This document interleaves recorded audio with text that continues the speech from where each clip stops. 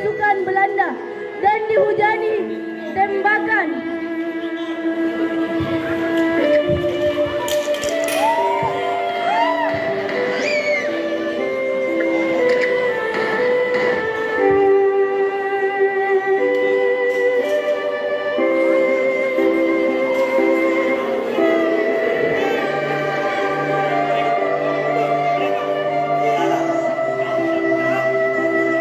Diperintahkan supaya mundur, tetapi Emi tak ragu-ragu untuk melawan penjajah tersebut.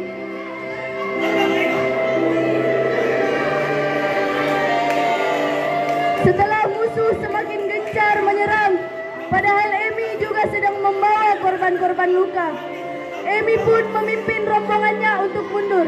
Tetapi apa mau dikata, itu sudah terlambat. Emi semakin terdesak dan terkepung. Tentara Belanda memerintahkannya untuk menyerah. Apalagi semua Emi sudah tewas. Semua teman Emi sudah tewas tertembak kecuali Emi sendiri. Emi tak peduli dengan perintah Belanda.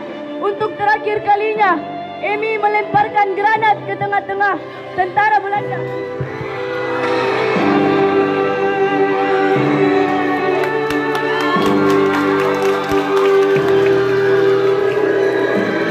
Sejumlah tentara tewas terbunuh, termasuk Emi sendiri. Jenazah Emi lalu dikuburkan oleh Belanda saat itu juga di lokasi pertempuran. Namun Emi beserta 5 kawannya yang gugur dikuburkan di tempat terpisah. 5 orang lainnya dikubur dalam satu lubang di Kasih-Kasih.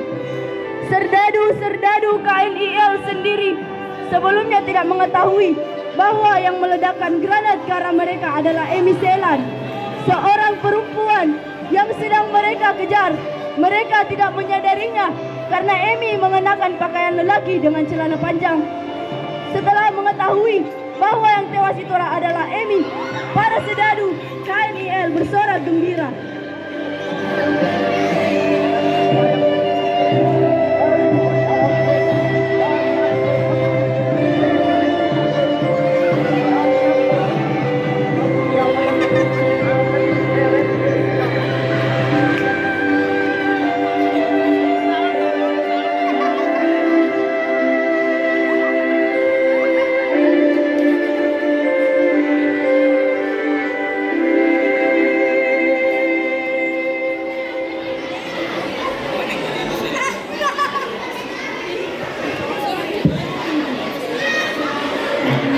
Akhirnya Emi Selan dan pasukannya gugur dalam peperangan membela negara Indonesia dan melawan penjajah. Selesai.